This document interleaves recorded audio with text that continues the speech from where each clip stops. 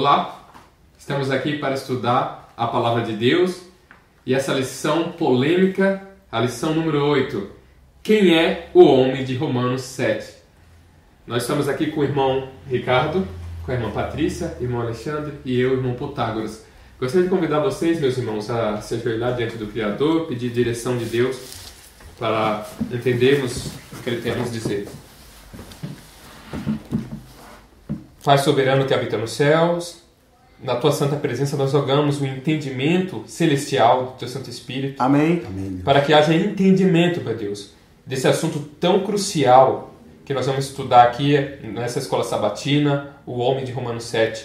Que o Senhor possa, meu Deus, nos direcionar e abrir nossa mente, abrir a mente das pessoas que estão assistindo também, para que haja uma verdadeira compreensão, meu Deus, e nós possamos obter a vitória sobre o pecado e sobre o mundo. Amém. Em nome de Jesus. Amém. Amém, Deus. Então, lição 8. Quem é o homem de Romanos 7? Irmão Alexandre. Quem é o homem de Romanos 7? O verso áureo fala assim, Romanos 7,6. Agora, porém, libertos da lei, estamos mortos para aquilo a que estamos sujeitos, de modo que servimos em novidade de espírito e não na caducidade da letra. Então, quem é esse homem de Romanos 7? Quem é esse homem? Então, ao decorrer da lição, a gente vai entender, né? Porque nós podemos dizer já agora quem é o homem de Romanos 7. Mas, ao decorrer da lição, nós vamos estar falando mais, né? É um ponto bem controverso, né? Na verdade, a lição ela introduz com essa controvérsia que existe mesmo no seio adventista, né? Porque existe duas escolas de interpretação em relação ao homem de Romanos 7. Existe uma escola que crê que ali é o homem convertido, já seguindo o homem Jesus, já já seguindo firme na Jesus, fé, exatamente. Essa é a primeira escola. E a outra crê que não, que é o homem que ainda necessita ainda da verdadeira justificação pela fé. Então nós vamos tentar entender ao longo da lição quem é esse homem. Outra coisa interessante aqui, logo no começo dessa parte aqui de sábado, eles apresentam para nós, né, que independente, né, eles falam assim, porque tem as pessoas muito confusas a respeito disso, se é ou se não é o homem convertido, mas aqui já fala interessante, que Deus promete nos santificar, certo? Dar-nos a vitória sobre o pecado e nos moldar à imagem de seu Filho. Veja, então, muitas pessoas se escondem, né, a gente vai ver no decorrer, se escondem em Romanos 7 para justificar a sua conduta. Né? Uma conduta você vê, ele vê, né, a cada dia para poder calar sua consciência, uma conduta pecaminosa, mas ele fala assim, mas eu sou assim, Romanos 7 fala isso, Romanos 7 apresenta que o mal que eu quero, o bem que eu quero fazer, eu não consigo fazer, sim, mas o mal está em mim, infelizmente, né? Mas a palavra de Deus está falando outra coisa. Sim, é verdade? Então, por isso que é muito importante então a lição dessa semana. Apesar de toda essa controvérsia, de todas essas linhas, Romanos 7 ele não deve ser uma muleta para que eu possa largamente, livremente cometer os meus pecados, conformando-me com uma situação que ao longo da lição aqui nós vamos ver que ela pode ser diferente. Então, pelo aquilo que o irmão Ricardo falou, não importa então eu saber se é Paulo ou se não é Paulo. O importante é que a lição, a Romanos 7, não dá vazão para que eu possa pecar à vontade. Exatamente. Isso é o importante, então nós entendemos, né? Não importa se é Paulo, se não é Paulo, se ele está falando de outra pessoa, não importa. O importante é que Romanos 7 não dá propriedade para que possamos ficar no pecado e está tudo bem. Isso é interessante. Agora é importante também nós aplicarmos um princípio que já foi falado aqui outras vezes, que é sempre submeter a um texto a totalidade das Escrituras. Exatamente. Nunca pegar um texto e fazer uma teologia, que nem essa pessoa que você falou que faz teologia em cima daquilo, excluindo os outros textos. Então você tem que pegar a totalidade das Escrituras em relação a todo esse assunto, ou a própria epístola de Paulo. Leia a epístola do começo ao fim e ver o que ele está querendo dizer. Romanos 6, Romanos 8. Né? Exatamente, para entendermos. É porque Romanos é uma carta, né? Sim. Romanos não são pequenos trechos para que eu possa manipular meu bel prazer. Tem todo um contexto, todo né? um contexto. Nós temos que tomar muito cuidado Exatamente. com isso. E muitas pessoas são enganadas por causa disso. Sim. Sim, então vamos para o domingo. A primeira pergunta aí, fala para nós ler Romanos 7, de 1 a 6. Ricardo, pode ler aí para nós, né? Na King James, Romanos 7, de 1 a 6. Vamos ver o que está escrito aí. Romanos 7, verso 1 até o verso 6. Diz assim o verso 1 do capítulo 7. Não sabeis vós, irmãos, pois eu falo aos que conhecem a lei, que a lei tem domínio sobre o homem enquanto ele vive, porque a mulher que tem marido está ligada pela lei ao marido, enquanto ele viver. Mas se o marido morrer, ela está livre da lei do marido. Então, assim, enquanto seu marido viver, se ela se casar com outro homem, será chamada adúltera. Mas se seu marido morrer, ela está livre da lei. E assim não será adúltera, mesmo que ela venha se casar com outro homem. Portanto, meus irmãos, também vós vos tornastes mortos para a lei, pelo corpo de Cristo, para que chegasses a ser de outro, do que foi ressuscitado dentre os mortos, a fim de que dessemos frutos para Deus. Porque, enquanto estávamos na carne, as paixões dos pecados, que eram pela lei, operavam em nossos membros para trazerem frutos para a morte. Mas agora temos sido libertos da lei, temos morrido para aquilo em que estávamos retidos, para que sirvamos em novidade de espírito e não na velhice da letra. Então, qual é a ilustração que Paulo usa para elucidar o que ele vai comentar? Porque aqui é como se fosse uma introdução, né? Então, que ilustração que ele nos traz aqui? Do casamento. É a presa do casamento. Com certeza, do casamento. E o casamento, você vê que no sistema ali que o Senhor criou, só podia haver um outro casamento, né, se houvesse a morte, né, de um dos cônjuges. E de maneira que se não fosse dessa forma, seria considerado adúltero, né, aquelas pessoas. Então ele deixou bem claro ali essa analogia para nós levarmos à vida espiritual, esse entendimento. Sim, então eu não posso estar casado com dois... A mulher não pode estar casada com dois maridos, né? Sim. Tá casado com um, mas quer casar com outro, não pode. Exatamente. Então você vê a ilustração que Paulo usa aqui? Então eu não posso estar casado com o meu eu, com o pecado, e ainda querer casar com Jesus. Tem que haver uma morte, no caso, Sim, né? a morte em Cristo. que é o batismo, né? O novo nascimento. Eu tenho que morrer para o eu e aí ressuscitar, sair das águas e Uma mudar nova de vida. vida. E você está livre, né? Você está livre. Assim como está apresentando aqui, no caso do exemplo da esposa, ela só é livre no contexto aqui, Paulo apresentando, para se casar novamente quando o marido já não existe mais. Sim. Porque senão, se ele existe, ela continua casada com ele, né? com o anterior. Então, a gente apresentando no contexto do pecado e Jesus Cristo. Se o pecado vive na minha vida, eu sou de Jesus, a gente fica falando, eu sou de Jesus, sou de Jesus. Mas espera aí, mas eu estou amando o pecado, eu estou continuando do mesmo jeito? Então, peraí, então quer dizer que o marido existe. Então, ou eu sou de um ou eu sou de outro. Então, Aí fica adúltero. Né? E Paulo está mencionando, está dando esse exemplo, essa situação, né? E muitas vezes... Essa introdução, na verdade, do sermão, né? Se você for olhar bem. Bem lembrado. Então, do sermão ele vai ter uma introdução, um meio e um fim. Nós temos que entender claramente aqui.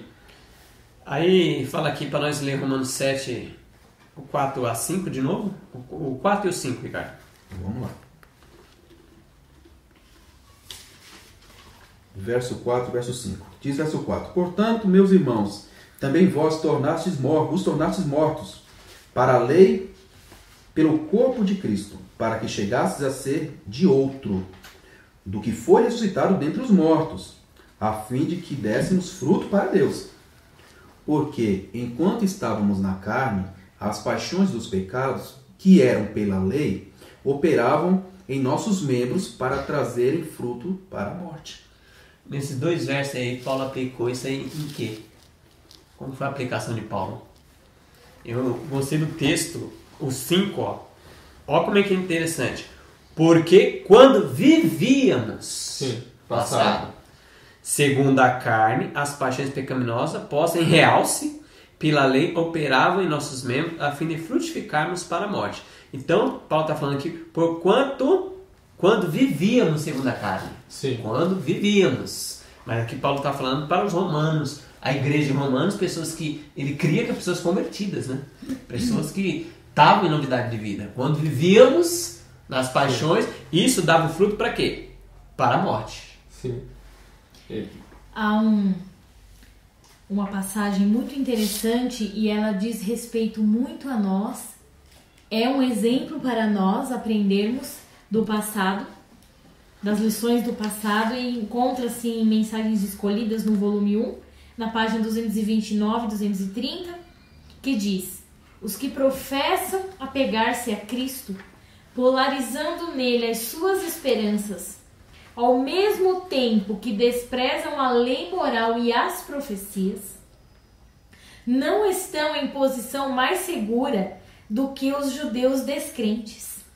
Não podem chamar inteligentemente os pecadores ao arrependimento, pois são incapazes de explicar devidamente o de que se devem arrepender. O pecador, ao ser exortado a abandonar seus pecados, tem o direito de perguntar: que é pecado? Os que respeitam a lei de Deus podem responder: pecado é a transgressão da lei. Em confirmação disto, o apóstolo diz: eu não conheceria o pecado, não fosse a lei. Unicamente os que reconhecem a vigência da lei moral podem explicar a natureza da expiação. Isso é muito forte. Cristo veio para servir de mediador entre Deus e o homem, para unir o homem a Deus, levando-o à obediência à sua lei. Não havia na lei poder para perdoar ao transgressor. Jesus tão só podia pagar a dívida do pecador, mas o fato de que Jesus pagou a dívida do pecador arrependido não lhe dá licença para continuar na transgressão da lei de Deus. Deve ele, daí por diante, viver em obediência a essa lei. Ou seja, se aquele marido antigo, né, ele faleceu na minha vida, ele morreu para mim, então eu casei com Cristo. E toda essa leitura, ela faz todo sentido. E nós, como adventistas do sétimo dia, é um alerta para nós. Nós não podemos desprezar a lei moral e as profecias. Desta forma, fazendo isso, nós estamos nos assemelhando àqueles judeus descrentes do tempo de Jesus, que o serviam pela letra da lei naquela caducidade. E aqui interessante, só 2 linhas que a Patrícia leu aqui, ó, já dá entendendo, porque nós temos que entender Isaías 8:20, né? A lei e ao testemunho. E a totalidade de tudo, né? Não pegar trecho na mão arte, o texto da Bíblia e fazer um pretexto, ó. Mas o fato que Jesus pagou a dívida do pecador arrependido não lhe dá licença para continuar a transgressão da lei de Deus. Deve ele, daí por diante como? A pessoa, o novo nascimento, né? Viver em obediência a essa lei. Então, ao pessoa aceitar Cristo, não dá licença para ele continuar no pecado. Ao contrário, deve daí por diante viver em obediência a essa lei. Exatamente. Jesus deu uma nova chance. Então, se a pessoa pegar Romanos 7 e dizer assim, não, nós vamos desse jeito pecando até a volta de Jesus, ele está fora da Escritura, porque toda a Bíblia vai falar que é o arrependimento. Todas as Escrituras falam sobre isso, arrependimento, novo nascimento, desde Gênesis até Apocalipse. Então, a gente estudou na lição passada, no capítulo 6, ele começa dizendo: que diremos, pois, permaneceremos no pecado? Então você vê claramente, a pessoa que usa Romanos 7, então está excluindo todos os textos, todo o contexto, né? Porque está claro, ele está dizendo, vamos viver no pecado? Não, de maneira nenhuma. Aí eu tenho 999 textos falando, de maneira nenhuma viveremos no pecado. E o outro que talvez, não sei... Dá a entender, talvez, depende da minha opinião. Isso, aí eu pego esse 1 e jogo os 999 fora. Que coisa, né? Eu não posso interpretar as Escrituras ao meu bel prazer. Para que eu possa servir para mim de encosto, para que eu tenha base, né, digamos assim, entre aspas, para fazer aquilo que eu quero, aquilo que eu acho, aquilo que eu penso que eu não consigo, né? Olhando para mim. Agora e não para Cristo. Eu já citei aqui em outras lições, mas eu gostaria de ler de novo em 2 Pedro 3, no verso 15, que diz assim, ó: e tende por salvação a longanimidade do nosso Senhor, como também o nosso amado irmão Paulo vos escreveu. Então está falando de salvação. Paulo escreveu sobre salvação. Sim. Segundo a sabedoria que lhe foi dada. Falando disso, como em todas as suas epístolas, entre as quais há pontos difíceis de entender, que os indoutos e inconstantes torcem igualmente as outras escrituras para a sua própria perdição. Então, claramente, você vê que Pedro, ele reconhece, ele fala, Paulo falou sobre salvação, só que ele escreveu coisas difíceis de entender. Tem alguns pontos da epístola difíceis de entender, que algumas pessoas distorcem para a própria perdição dela. Eu gostaria de ler um trecho que está logo abaixo, que está em Mensagens Escolhidas também, que diz assim: a maior dificuldade que Paulo teve que defrontar provinha da influência dos mestres judaizantes. Estes lhe causavam muita perturbação, dando motivo a dissensões na igreja de Corinto. Apresentavam constantemente as virtudes das cerimônias da lei, exaltando essas cerimônias acima do evangelho de Cristo e condenando a Paulo, porque não as impunha aos novos conversos.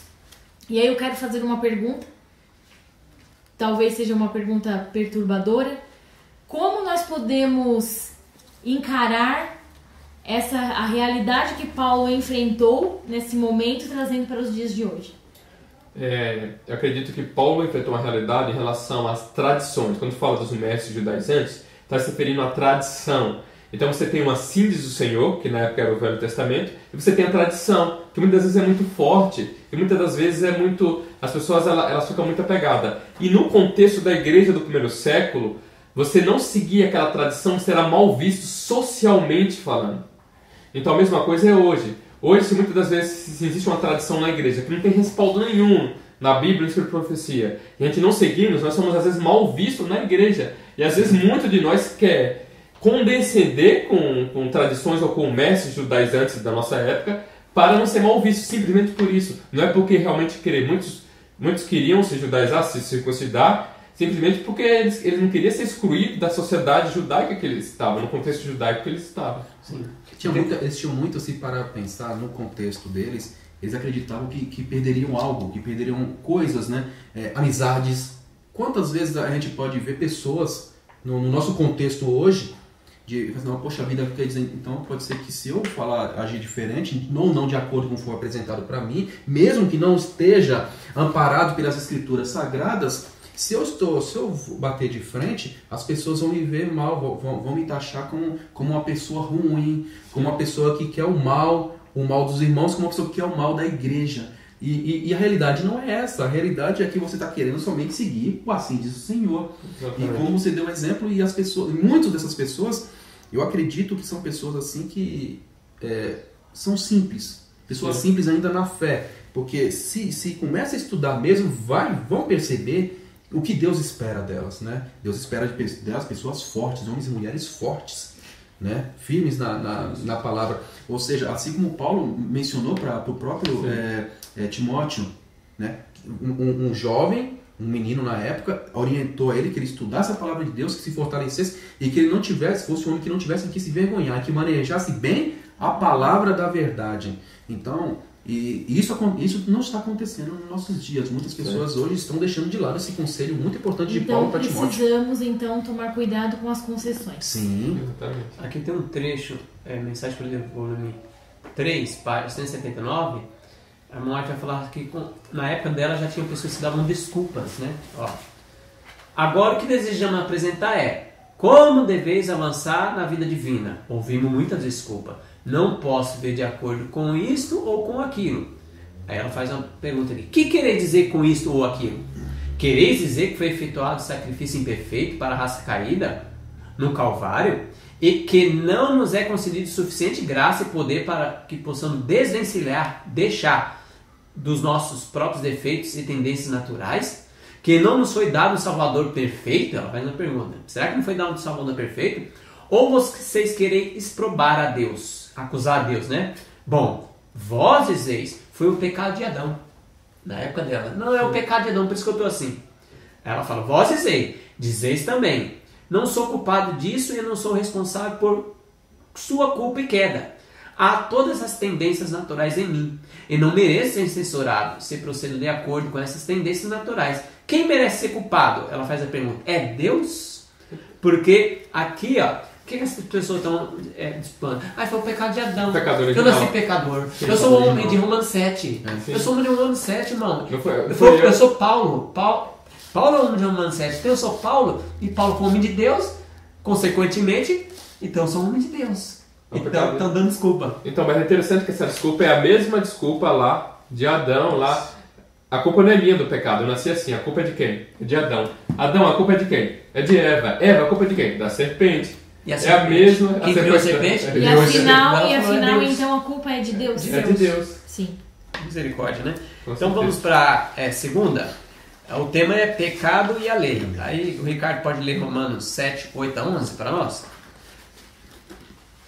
7, verso 8 até o verso 11.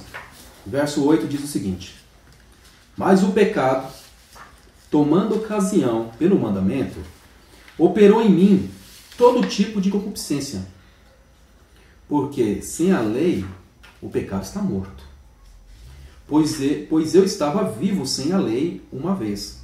Mas quando o mandamento veio, o pecado reviveu e eu morri.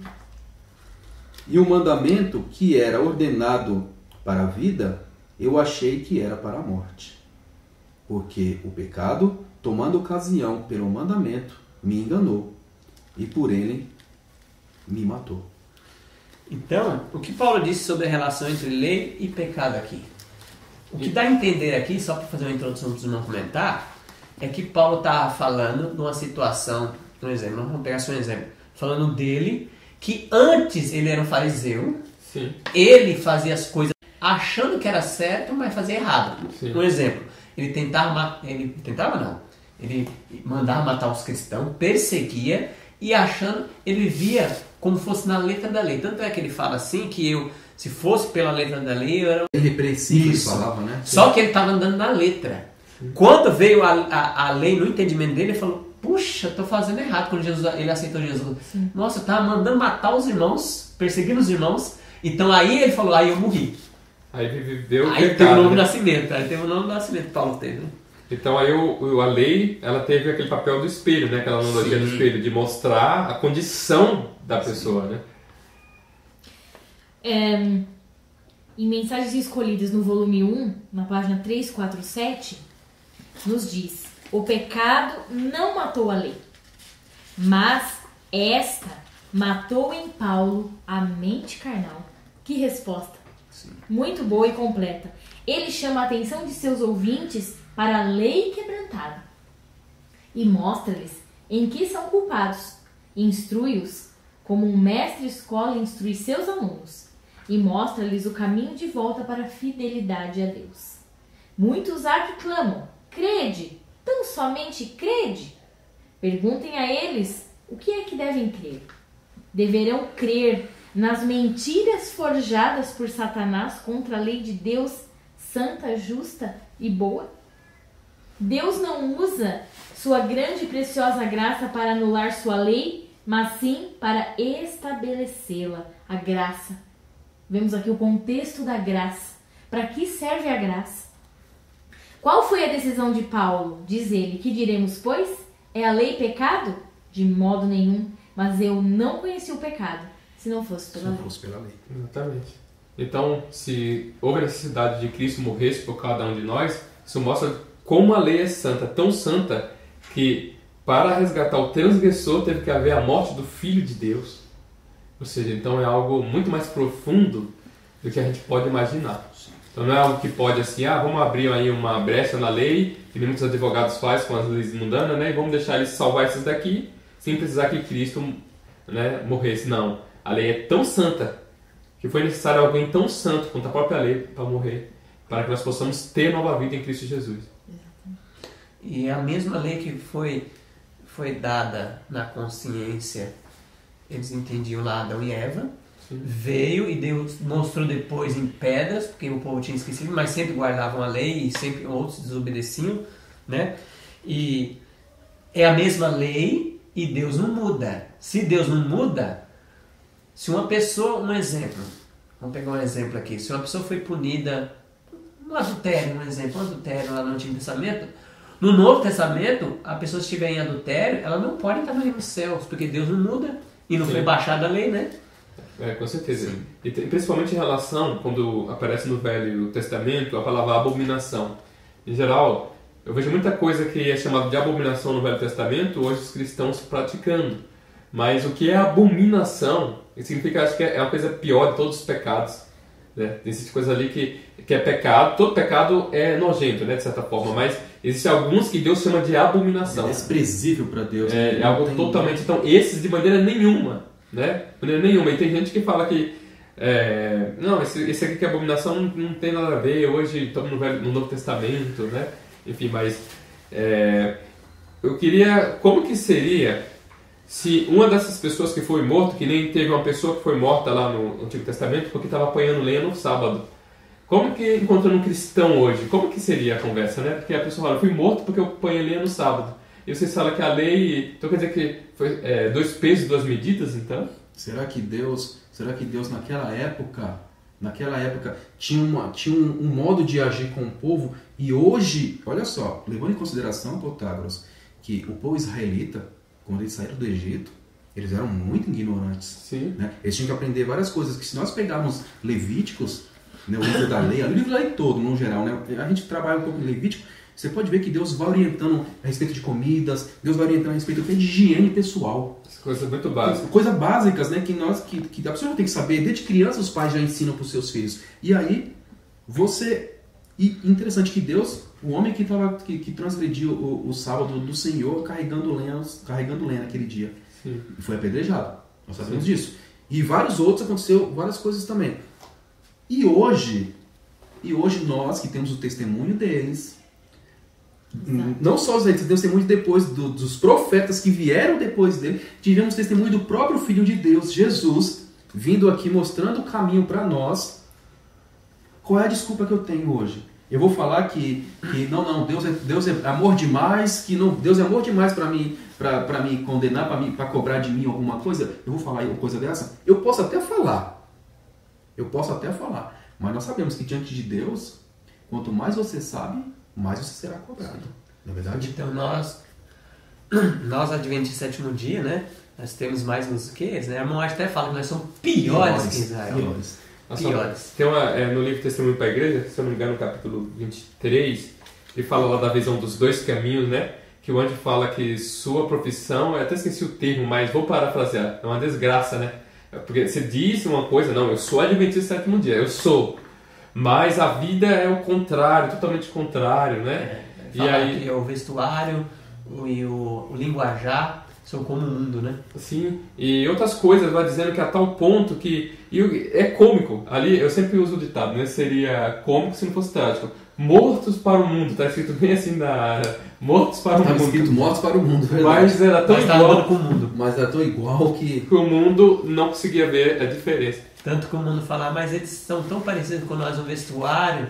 Eles não podem ter a verdade. Não pode ter a verdade, misericórdia. Mas agora, em 2 Coríntios 5,17, tem um texto que eu gosto muito. Se alguém está em Cristo, é nova criatura, gente. Como é que pode ser nova criatura fazendo as mesmas coisas? As coisas antigas passaram. Exatamente. Esses se fizeram novas. As antigas passaram. Como que, se elas se passaram, por que elas estão presentes? Então elas não passaram. Não passaram, então... E, consequentemente, a pessoa não é uma nova criatura. Não é nova criatura.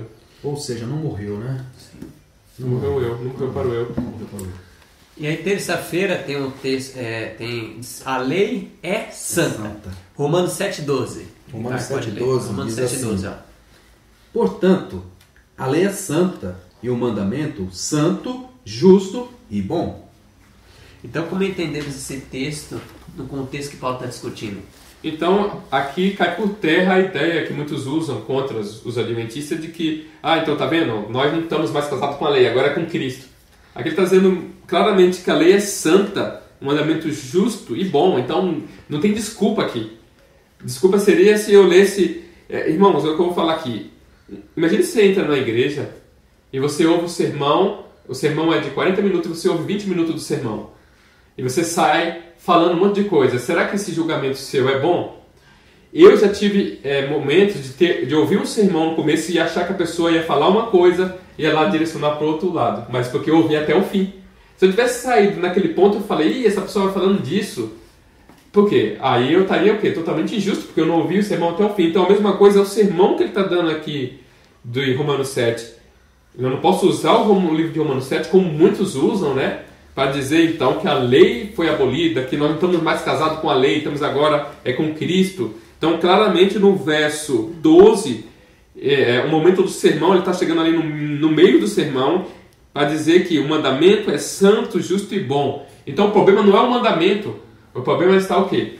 Comigo. Em alguém. Então o problema não é o mandamento, não é a lei. É a pessoa. Então, só um trechinho. Então, nesse texto que a gente vê, em Cristo, com Cristo, eu posso ser santo? Porque a lei é santa, eu preciso me adaptar à lei. Santo, sim. O mandamento é santo? Sim. Eu posso ser santo? Separado? Sim. Eu posso ser justo em Cristo? Sim. Amém. Com certeza. Lógico. E bom Também. em Amém. Cristo. Então, quando nós nos chegamos a Cristo, Ele nos mostra a lei e nos dá poder para guardar a lei. Nós somos transformados. Está escrito que nós somos transformados com aquilo que a gente contempla. Contemplamos a Cristo. Cristo é a lei. Cristo é a própria lei. Deus é a lei, é o trono de Deus. É a lei de amor. É nele já. Então, eu sou transformado em uma pessoa santa, justa e boa. Para honrar e glorificar o nome de Deus. Aí eu glorifico a Cristo. E Cristo glorificou o Pai aqui na terra. Sim. Porque Louvado seja Deus. porque faz sentido, imagine só. Imagine que eu vou fazer um trabalho maravilhoso lá na cadeia, pregando o evangelho. E aí eu encontro a pessoa lá que é viciado no álcool, ou que, enfim, fez diversas coisas erradas. E aí eu prego a pessoa sobre Jesus e a pessoa me pergunta: e você já deixou isso? Eu falo: não.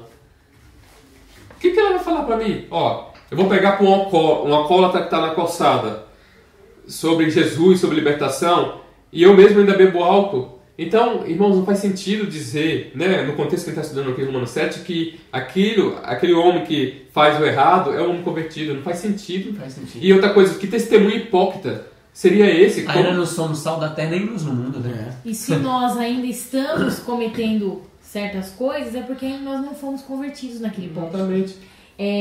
No comentário Adventista, volume 7, né, que tem aqui os trechos que Ellen White escreveu também, é interessantíssimo e nos explica claramente sobre esse ponto. O que aconteceria se saíssemos para a rua, sujássemos nossas roupas de lama e, depois, entrássemos em casa e, olhando nossas roupas imundas diante do espelho, disséssemos a ele: limpe-me de minha sujeira. Ele nos limparia? Essa não é a função do espelho. Tudo que ele pode fazer é revelar que nossas vestes estão sujas. Ele não pode remover a sujeira. O mesmo ocorre com a lei de Deus. Ela evidencia os defeitos de caráter, condena-nos como pecadores, mas não oferece perdão para o transgressor. Não pode salvá-los de seus pecados. Porém, Deus fez uma provisão. Diz João: se alguém pecar, temos advogado junto ao Pai, Jesus Cristo, o justo. 1 João 2:1. Então vamos a ele. Ali encontramos o caráter de Jesus, e a justiça de seu caráter salva o transgressor. Se fizermos de nossa parte tudo o que podíamos. Porém, conquanto salva o transgressor, Cristo não abole a lei de Deus, mas a exalta. Ele exalta a lei porque ela é o aferidor do pecado, é o termômetro. É o sangue purificador de Cristo que tira nossos pecados. Quando vamos a Ele em contrição de alma, buscando o seu perdão, Ele imputa sua justiça, toma a culpa sobre si. Então, dá para nós encararmos a lei de Deus como uma bússola, né? Se nós estamos ali no meio da mata, no meio da nossa vida de pecados, na escuridão, então temos o quê? A palavra de Deus, que é a lâmpada, temos a lei de Deus, que é o norteador para nós, que nos conduz até o caminho. Amém. E Cristo que nos guia, que nos Que nos ajuda. liberta. Aqui em Êxodo, capítulo 34, no verso 7 diz assim, ó. No verso 6 diz assim, ó: passando, pois, o Senhor perante Moisés, né? Aí Moisés diz assim, né? O Senhor Deus misericordioso e piedoso, tardio em irar-se e grande beneficência e verdade, que guarda beneficência e milhares, que perdoa a iniquidade, a transgressão e o pecado, que ao culpado não tem por inocente, que visita a iniquidade dos pais dos filhos sobre os filhos, dos filhos até a terceira e quarta geração. Ou seja, então, diz claramente aqui que o culpado não tem por inocente. Então, assim, não é uma coisa que esconder, eu vou esconder os erros dos meus filhos. Quando eu vou na reunião de pais, o professor falou algo errado do meu filho, aí eu vou esconder. Não, meu filho fez isso, mas não vou falar nada com ele. Não, Deus não é assim. Deus, ele expõe, na verdade, claramente, para que nós possamos nos arrepender. A gente leu no livro Desejado aqui, na lição que passou, se não me engano, na página 555, que a justiça de Cristo não é uma capa para esconder pecados não confessados, mas é um princípio que rege a vida e o caráter. Então está muito claro. Isso que a irmã Patrícia leu da função da lei, no contexto, e sobre a justiça de Cristo. Então isso a gente vê tudo isso que Deus está nos revelando em um contexto mais amplo, né? Então a lei nos mostra e aponta Cristo. Cristo é a solução. Nós vamos para Cristo e Ele nos perdoa. Só que Cristo nos perdoa e não aponta para outro lugar. Ele aponta é como se fosse um círculo. Exato. A lei mostra nosso pecado. E a lei mostra, Cristo é o remédio. E Cristo te cura e fala, lá, vai lá na lei de novo, vai no espelho. Então é um círculo. Jesus não pega assim, não quebra o espelho agora, não vale nada. Não, o espelho foi Deus que construiu. Agora você vai diante do espelho, filho. Cada dia você se olha, cada dia, Senhor, será que há algum mal em mim? Imagine só uma conversa de um casal que um dos cônjuges descobriu que o outro estava traindo, né? E aí, vamos supor que nessa conversa o cônjuge traído resolva perdoar aquele que traiu. O que está implícito naquele perdão? Quando fala assim, eu te perdoo. Será que ele estava dizendo, eu te perdoo, você pode continuar me traindo? Ou eu te perdoo para você nunca mais fazer isso? O que está implícito? Uma nova chance para que não cometa mais, acreditando que não vai cometer mais. Exatamente. Se nós que somos seres humanos caídos, somos assim, e Deus que é santo. Sim. Vocês entenderam que é algo... Não tem como, se eu falo, eu te perdoo, minha esposa, está implícito naquela palavra, você hoje vai ter nova vida.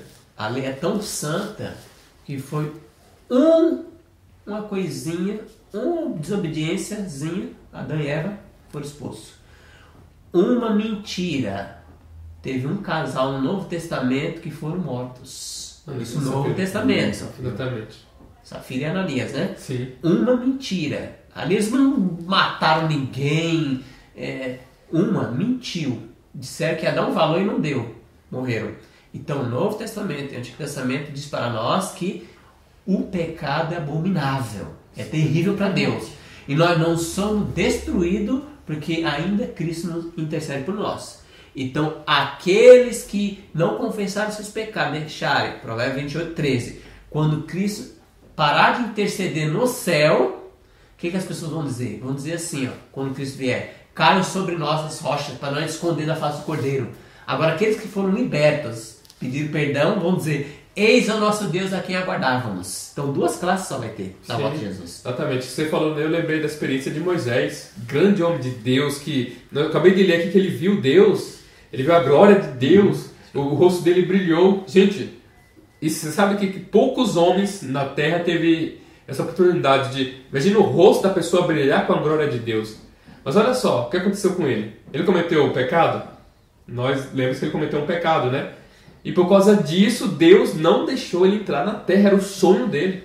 Você vê que Deus não existe essa de meu filho, não existe... Mas, Protágoras, me explica uma coisa. Nós ouvimos muito, ultimamente, no nosso meio, mas Deus não vai levar em consideração esse pecadinho, não. Deus, não. Foi uma vida toda de honra para a glória de Deus. Deus não é injusto. É uma poupança, né? Deus não é injusto, tá tudo acumulado lá atrás, tá guardado. Eu fiz isso, eu fiz aquilo outro. Você já viu? Sim. A gente já viu vários comentários assim. Não, mas Deus não. Deus é amor demais.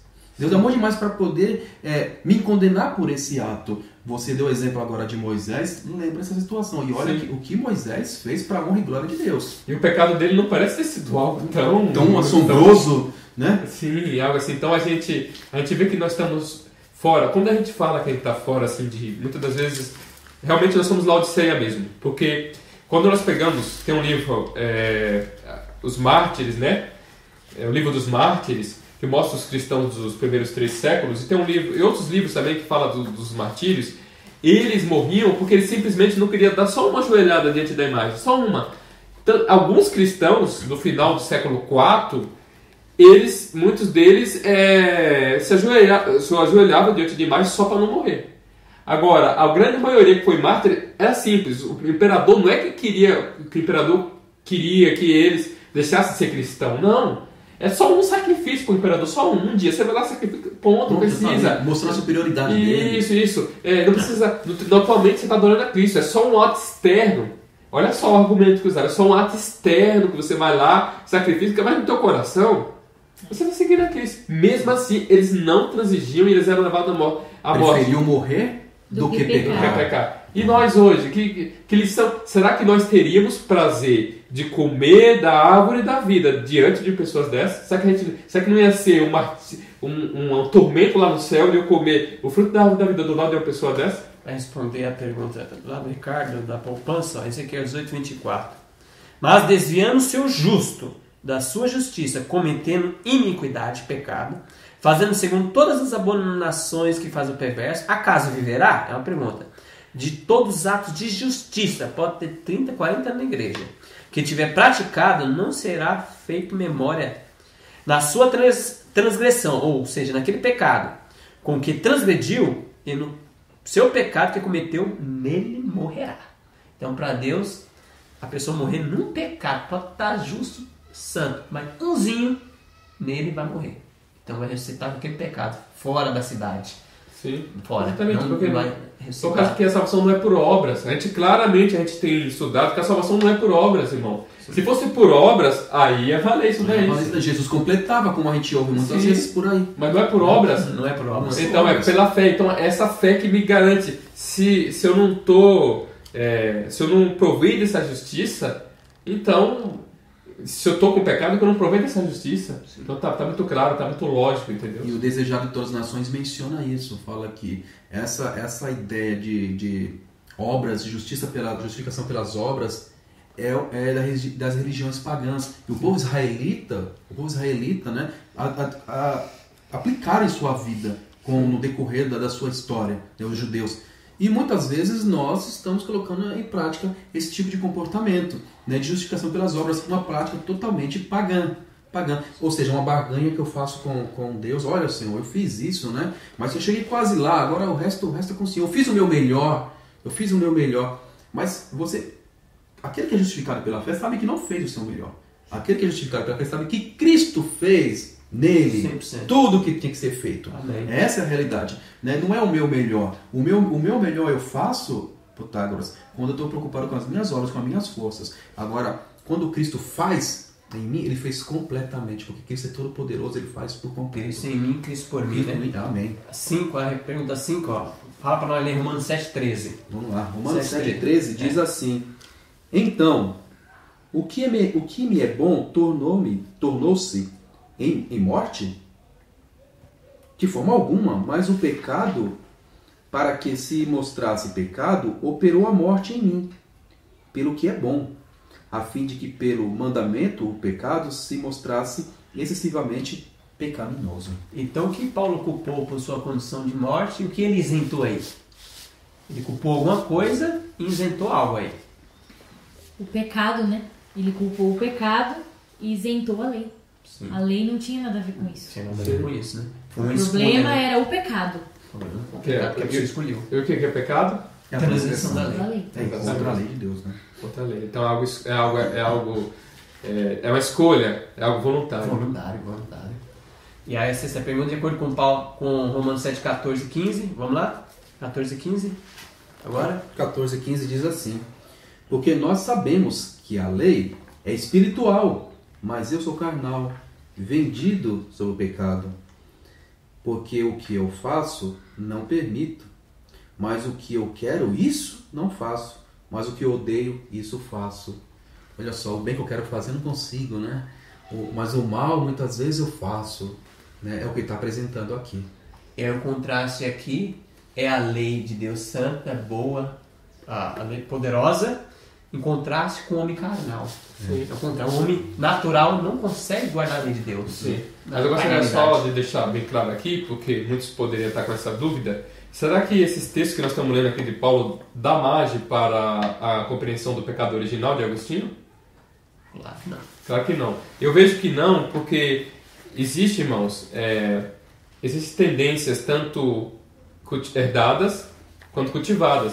E para mim fica claro, ao ler aqui, que essas tendências que Paulo está falando é principalmente cultivadas. Porque você só tem essa tentação forte quando algo é cultivado.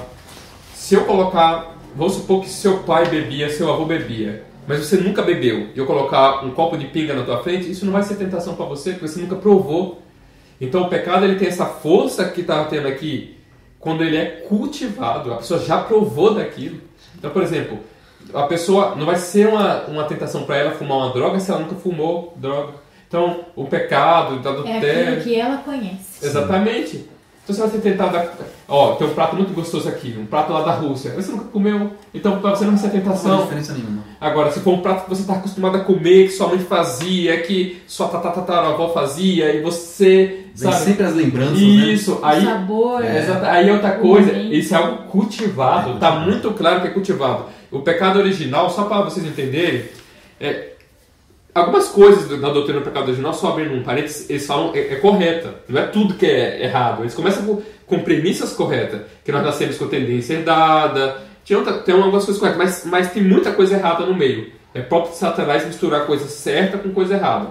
Então, muitas pessoas pensam, tá vendo, aqui é o capítulo que está dizendo do pecado original, pecado que já nasceu com Paulo, mas de nenhuma maneira. Porque aqui tem um verso que nós vamos discutir um pouco mais para frente, que ele fala que é o pecado que habita em mim, que ele fala, né?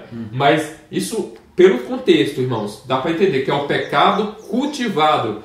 É aquilo que, não é aquilo que ele nasceu com ele, mas ele cultivou aquilo. Então, algo só é fortemente a tentação se você realmente cultivou. Sim. Então, portanto, aquele homem que tenta fazer o bem não faz. Está bem claro aqui que é sem Jesus. Porque com Jesus tudo eu posso. Tudo é possível. Tudo é possível. Naquele que crê. Nós vamos falar isso na lição de quarta, né? Que é a próxima. Mensagem escolhida, volume 3, página 135, tem um trecho aqui, ó. Olha que texto lindo, ó. A obediência de Cristo não é completamente diferente da nossa. Subtítulo. O grande mestre veio ao mundo não somente para fazer expiação pelo pecado, mas também para ser um mestre, tanto por preceito como pelo exemplo. Veio mostrar ao homem como guardar a lei na humanidade, de modo que ele não tivesse nenhuma desculpa para seguir seu próprio critério. Então não há nenhuma desculpa para o homem seguir seu próprio critério. Jesus veio dar um exemplo, né? Sua vida era sem pecado, Jesus, amém. A obediência durante toda a sua vida é uma censura à humanidade desobediente. A obediência de Cristo não deve ser posta de lado como se fosse completamente diferente da obediência que ele requer de nós individualmente. Então, se eu nasci no pecado original, eu nasci com pecado, eu não tenho como obedecer igual a Cristo, porque Cristo não pode ter vindo. No pecado original ele não pode ter vindo. Sim. Como ele nasceu como um de nós, a obediência de Cristo não deve ser posta de lado como se fosse completamente diferente da obediência que ele requer de nós individualmente. Cristo nos mostrou que é possível para toda a humanidade obedecer à lei de Deus. Amém. Assim como Cristo guardou. Então ele não é só nosso Salvador, ele é nosso exemplo também. Amém. E o que a gente já falou aqui durante outras lições é a justiça imputada, a justiça comunicada de Cristo. Então Cristo, algumas às vezes erram nessa premissa e dizem assim, não, nós temos que exaltar Cristo como Salvador. Cristo como Salvador. Exemplo deixa para fora. É os dois juntos. Exatamente. Justiça imputada e comunicada. Jesus, que foi como um de nós, nos perdoa e ainda nos dá exemplo. Filho, anda com meus caminhos aqui, ser perfeito. Anda Jesus Salvador e Jesus modelo. Amém. Eu já falei isso aqui. É junto. É interessante, irmão, que nós sabemos, pelo Espírito de Profecia, que a terceira mensagem angélica é a mensagem de justiça pela fé. Sim. E principalmente como foi compreendida ali por Jonas Vagone no final do século XIX, ali na nossa igreja, né? Então, se essa mensagem de justificação pela fé, a mensagem do terceiro anjo, é a mensagem de justificação pela fé, então quer dizer que essa mensagem é muito importante, é algo que nós deveríamos estudar. Será que não é por isso que Satanás ataca tanto essa mensagem? Como nós vamos levar uma mensagem de um Salvador crucificado ao mundo se essa mensagem não nos transformou nós mesmos? Se não faz parte da minha vida, né? Que coisa, não faz. Como é que Deus vai terminar? Irmãos, dá uma olhada no panorama da história. Pessoas eram levadas em cama. Imagina uma cama de ferro que pegando fogo. Tá? Imagina o ferro quando pega fogo, ele fica vermelho, né? vestia uma cama vermelha de fogo e colocava um cristão ali. Só porque eles não queriam ajoelhar uma vez diante do imperador, só uma vez. E eles morriam queimados, morriam assado, grelhado, né? Morria grelhado na cama. Mas é o que diz os escritores. E a gente não, a gente não precisa, a gente não aguenta isso daí, não, a gente é muito fraco. Somos homens, Romanos 7. Sim, então, irmão, não tem temos como. Fazer o bem no consigo. Agora, como que a pessoa que pensa assim vai dar a última mensagem de advertência ao mundo? Irmão, sem chances. Não tem condições. Sem chance a nossa nenhuma. geração é a pior geração que houve desde Adão e Eva. É a pior geração. Tanto é que a Bíblia nos apresenta Laodiceia, não há um elogio nenhum. Sim. E as pessoas estão dizendo, nós estamos dizendo, né? No contexto, nós da última geração, rico sou, de nada tenho falta. Sim. Eu sou bom. Do jeito que tá bom. Eu tô rico, eu tô uma benção, tô salvo, viu, irmão? Sim, eu dou dízimo, eu vou sábado pra igreja, eu tenho cargo na igreja. Aí pergunta, você tá salvo, irmão? Eu tô salvo, irmão. Mas nós estamos na iniquidade. Iniquidade, mas iniquidade estamos salvos. Então nós somos a pior geração da face da terra. Sabe por quê? Os homens morriam porque não quiseram ajoelhar. Sim. Eles, uma Bíblia na mão, eles, meu Deus, até chorando de tantos emoção. queriam a Bíblia na mão. Hoje nós vamos em contas azedas. Bíblia por R$10, Bíblia da mulher, Bíblia da criança, Bíblia do professor, Bíblia do obreiro, Bíblia do pastor, Bíblia do ancião, Bíblia para tudo. Bíblia colorida, Bíblia tem até do soldado, Bíblia em quadrinhos. E sabe o que nós estamos fazendo? Não leio Bíblia na igreja, irmão. Ou então você só lê se for no grego. Eu não preciso estar lendo na língua. Irmãos, há um paradoxo diante dessa situação, porque naquela época da reforma, né, do século XVI, as pessoas viviam em trevas espirituais porque elas não tinham acesso à Bíblia. Tinham um porquê. Sim.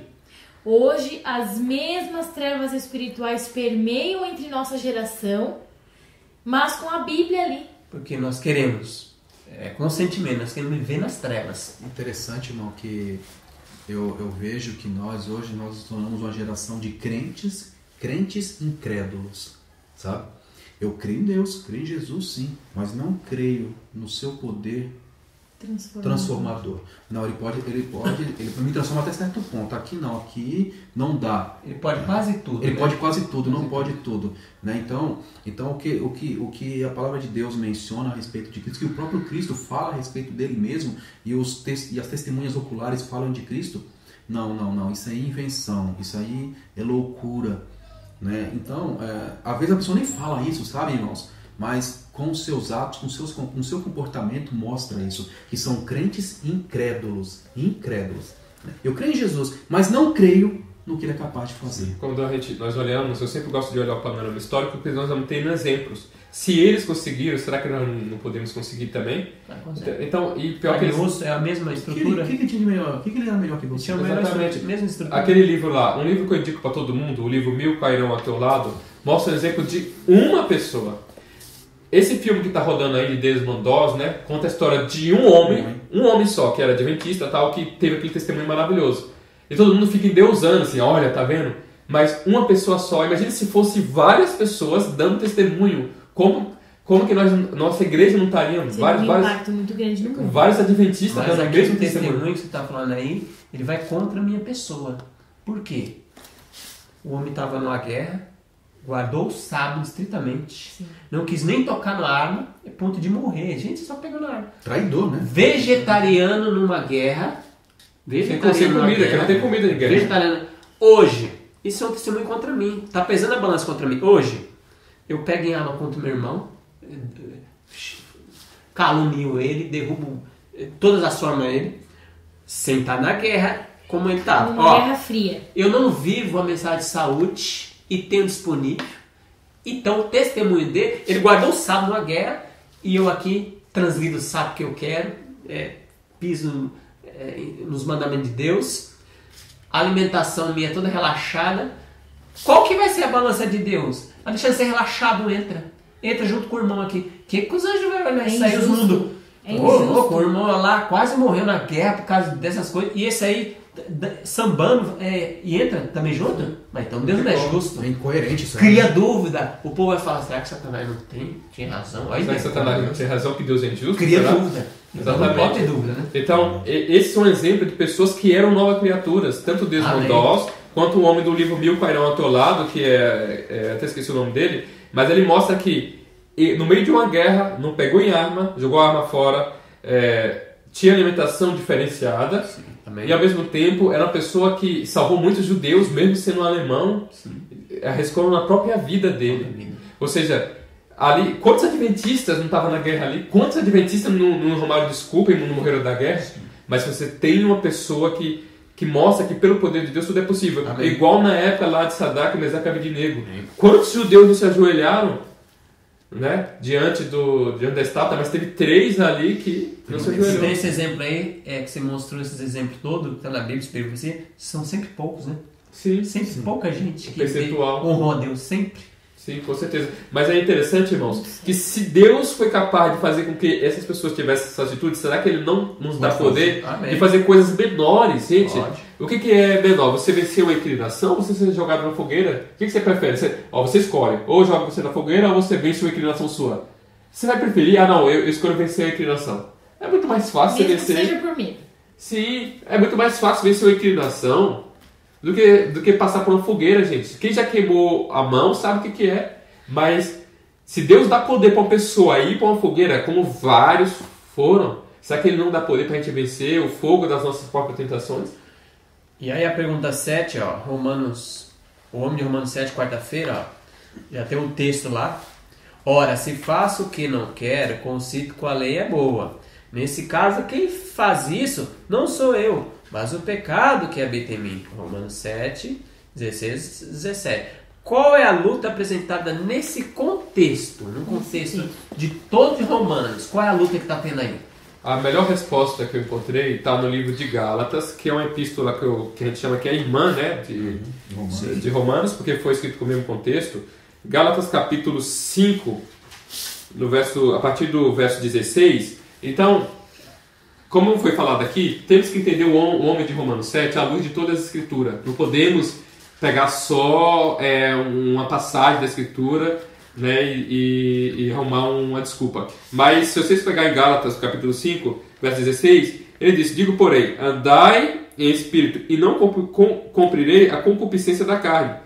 Porque a carne cobiça contra e o espírito contra. A carne. Então está mostrando a luta. Aqui de novo ele mostra a luta. Mas ele deixa claramente que lado você tem que estar. Ele não dá desculpa, ah não, você é Romanos 7, você pode ficar na carne, não tem problema, você pode ficar na carne. Não, ele fala aqui, ó, não ande na carne.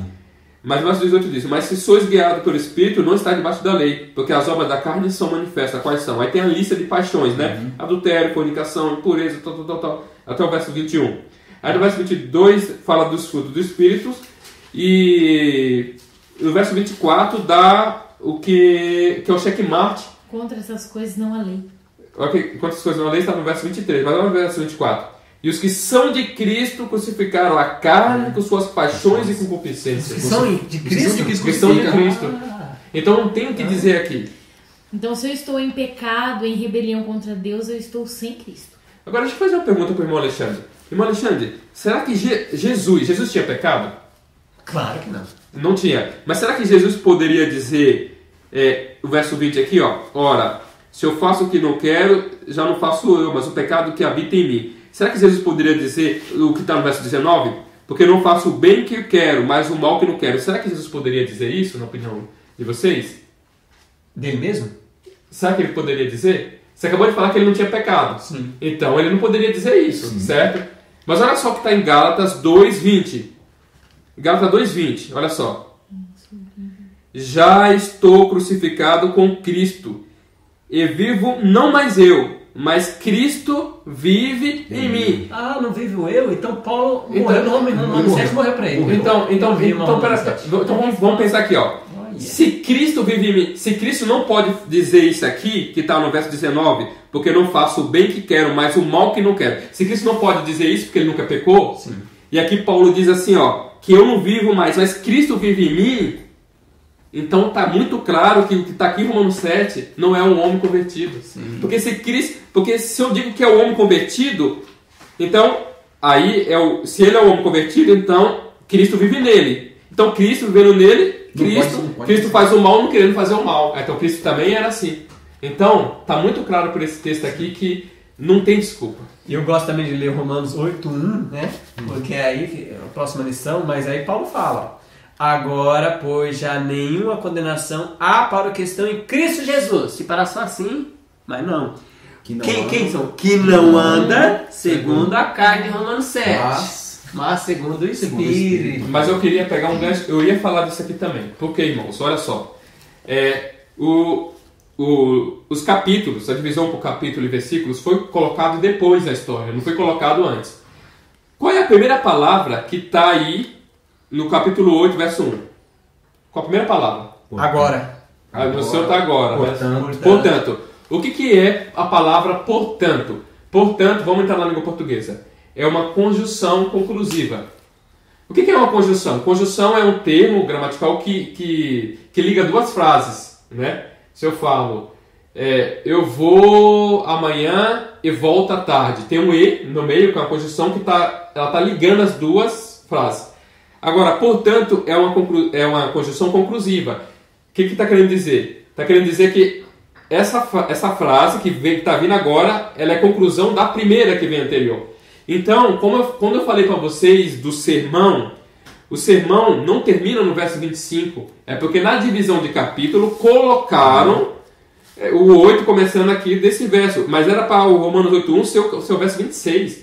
Por quê? Porque ele começa com a palavra portanto, irmão. Se eu falo portanto, se eu chego aqui para vocês e falo assim, ó. Dá um encerramento que foi apresentado. Alexandre, portanto, amanhã eu vou sair com guarda-chuva.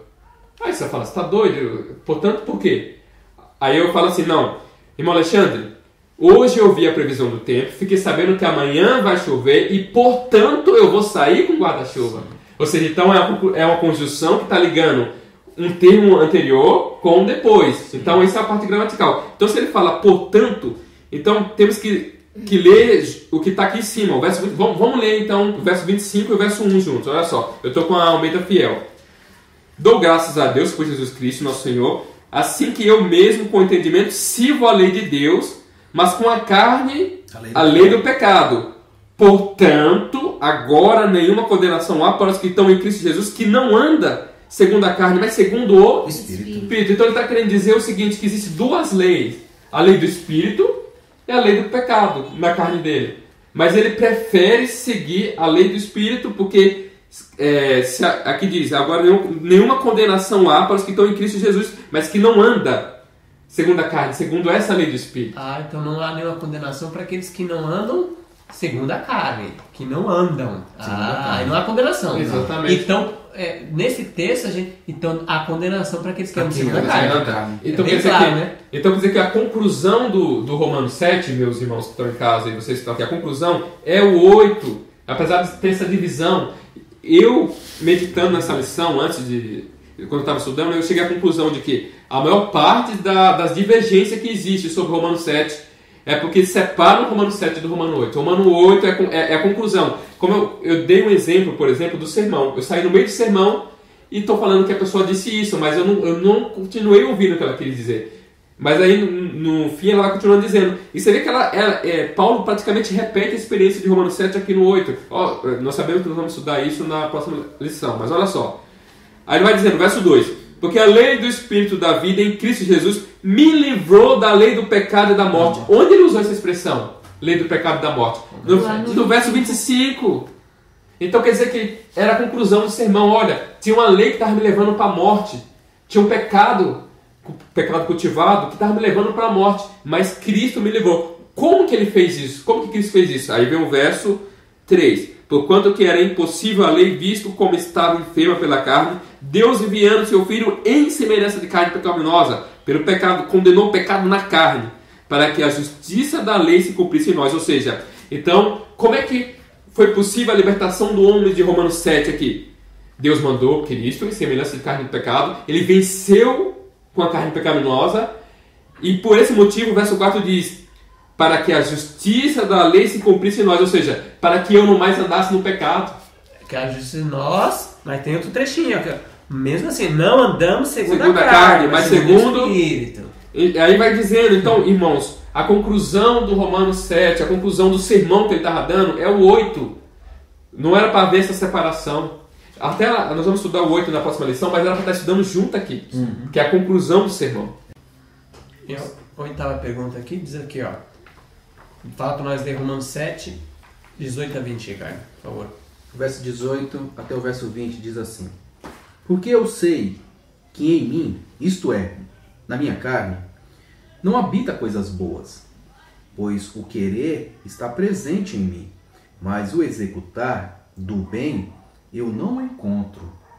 Verso 19: Porque o bem que eu quero fazer, não faço, mas o mal que não quero fazer, esse eu faço. E o verso 20 diz: Ora, se eu faço o que não quero, já não sou eu que faz, mas o pecado que habita em mim. Então, quais argumentos Paulo repetiu aí, para enfatizá-lo? Então ele vai dizendo aqui, uma pessoa que vive na carne. Como é uma pessoa que vive na carne? Está claramente. E, de novo, se nós formos analisar outros textos, como lemos de Gálatas, que a gente acabou de ler, a gente vê claramente que é uma diferença muito grande. Quem é que está na carne e quem está no Espírito. E como a gente leu aqui, a gente já leu aqui o Romanos 8.1, que é a continuação, que é a conclusão do sermão.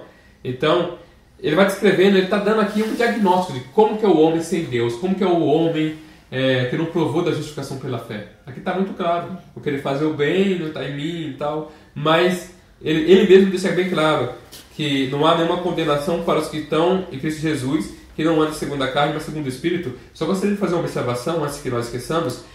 Se você está com a Bíblia, se você não está com a Bíblia King James Fiel ou Almeida Fiel, esse texto possivelmente da sua Bíblia esteja cortado, de Romanos 8.1, que é o que a gente leu aqui. Provavelmente vai estar assim: portanto, agora nenhuma condenação há para os que estão em Cristo Jesus. Ponto. Mas, nos textos originais, quando você pega aqui James Fiel, Almeida Fiel e a Almeida, revista e corrigida também, está assim: portanto, agora nenhuma condenação há para os que estão em Cristo Jesus, que não anda segundo a carne, mas segundo o Espírito. Aí tem um texto aqui na própria lição aí embaixo. Ellen White descreveu a experiência de Israel. O povo não compreendia a pecaminosidade de seus corações, a quem sem Cristo, pega essa frase aí, lhe era impossível guardar a lei de Deus, prontamente entrar em aliança com Deus, entendendo que era capaz de estabelecer sua própria justiça. Declararam: tudo que o Senhor tem falado, faremos e obedecemos. Então eles criam que eles podiam. Está em Êxodo 24, 7. Apenas algumas semanas se passaram antes que violasse sua aliança com Deus, e se curvassem para adorar uma imagem esculpida. Não poderiam esperar o favor de Deus mediante uma aliança que tinha quebrado. E agora, vendo sua índole pecaminosa e a necessidade de perdão, foram levados a sentir a necessidade de Salvador, revelado na aliança abraâmica. Patriarcas, Profetas, páginas 371 e 372. Então aqui eles pensaram que sem Cristo, tudo que o Senhor fizer, a gente vai... Se eu falar, nós vamos fazer. Só que sem Cristo é impossível.